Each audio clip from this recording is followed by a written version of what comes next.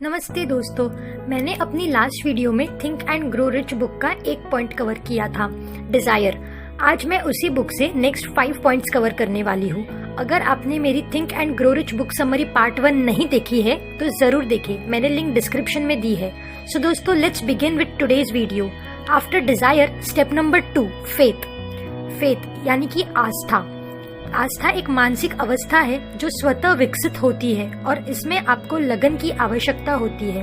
आपके आस्था या विश्वास ही वह तत्व है जो आपके सबकॉन्शियस माइंड की क्रिया को निर्धारित करता है। आप अपने में आस्था रखें। कई लोगों में सेल्फ ट्रस्ट की कमी होती है।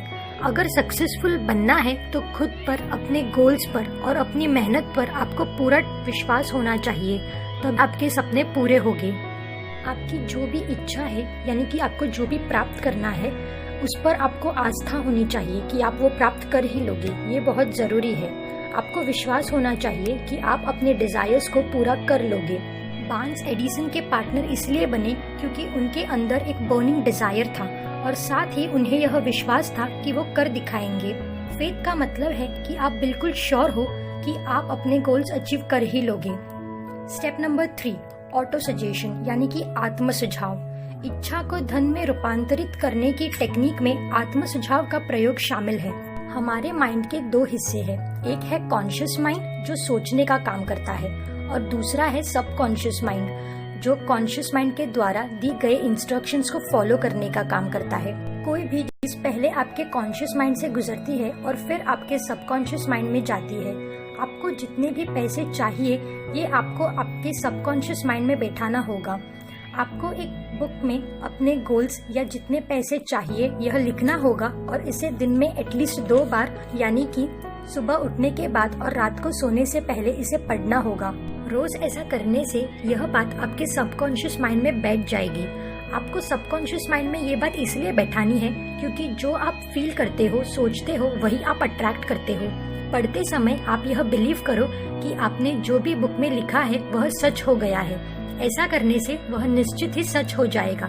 इन मैसेजेस को आपके सबकॉन्शियस माइंड में जाने के लिए टाइम लगता है, इसलिए रोज इसे करते रहे। लेकिन ध्यान रहे, सोचने और पढ़ने के साथ आपका मेहनत करना और एक्शंस लेना भी बहुत इम्पोर्टेंट है, जिसके बिना कुछ नहीं होगा। Step number 4, specialized knowledge. Knowledge 2 types की होती है। एक होती है जनरल और दूसरी होती है स्पेशलाइज्ड। जनरल नॉलेज वो होती है जो हमें स्कूल्स और कॉलेजेस में दी जाती है, जो हमें बहुत ही कम मदद करती है पैसे कमाने के लिए। आसान शब्दों में जनरल नॉलेज यानी कि बहुत सारी अलग अलग चीज़ों के बारे में नॉलेज होना, और स्पेशलाइज्ड नॉलेज यानी कि एक पर्टिकुलर फील्ड के बारे में नॉलेज होना। ऑथर हमें कहते हैं कि आप एजुकेटेड बनो। एजुकेटेड मतलब आप स्पेशलाइज्ड नॉलेज को यूज करो और जो चाहते हो उसे अचीव करो। बहुत से लोगों के पास स्पेशलाइज्ड नॉलेज होती है लेकिन फिर भी वो एजुकेटेड नहीं है क्योंकि वो उस नॉलेज को यूज नहीं करते, उसके लिए डेफिनेट प्लान्स नहीं बनाते।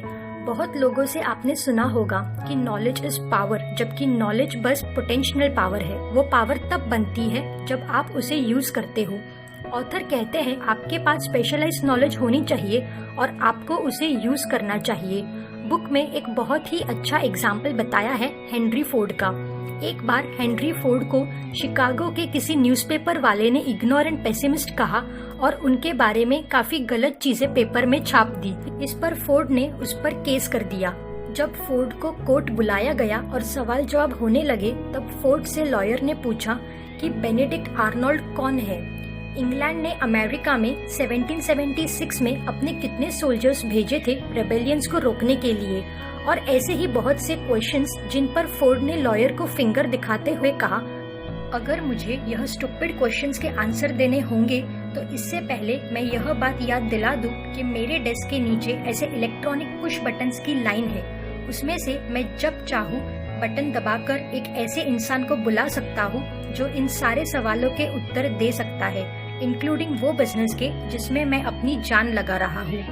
अब तुम मुझे यह बताओगे कि जो नॉलेज मैं एक बटन दबाकर कभी भी ले सकता हूँ उसे मैं अपने दिमाग में क्यों भरूं? यह सुनकर लॉयर और कोर्ट के सभी लोगों को फोर्ड की बात काफी लॉजिकल लगी। फोर्ड की इस बात से लोगों को समझ आ गया कि फोर्ड एक इग्नोरेंट पेसिमिस्ट नहीं बल्कि एक ट्रूली एजुकेटेड इंसान है।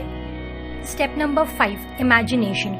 कहा जाता है कि इंसान जो भी इमेजिन करता है वो उसे रियलिटी में क्रिएट कर सकता है।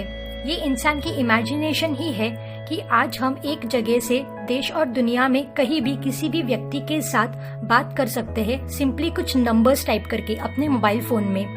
पहले हमें कुछ भी वस्तु खरीदने के लिए बाहर जाना पड़ता था और अब हम कोई भी चीज घर बैठे ऑर्डर कर सकते हैं, घर बैठे ऑनलाइन पेमेंट्स कर सकते हैं।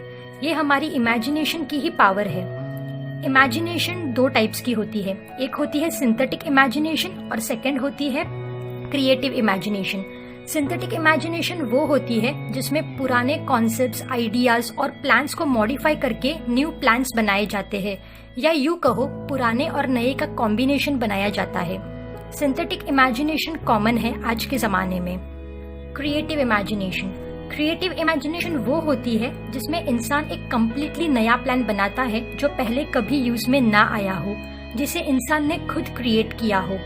क्रिएटिव इमेजिनेशन की हेल्प से आपको नए थॉट्स आते हैं। इसी इमेजिनेशन के थ्रू एक इंसान बाकी लोगों के सबकॉन्शियस माइंड से कम्युनिकेट कर सकता है। Step number 6, persistence.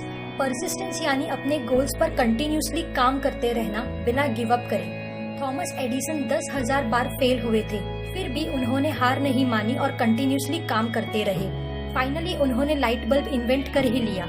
परसिस्टेंस एक बहुत ही इम्पोर्टेंट फैक्टर है जो आपके डिजायर्स को रियलिटी में कन्वर्ट करने में हेल्प कर सकता है।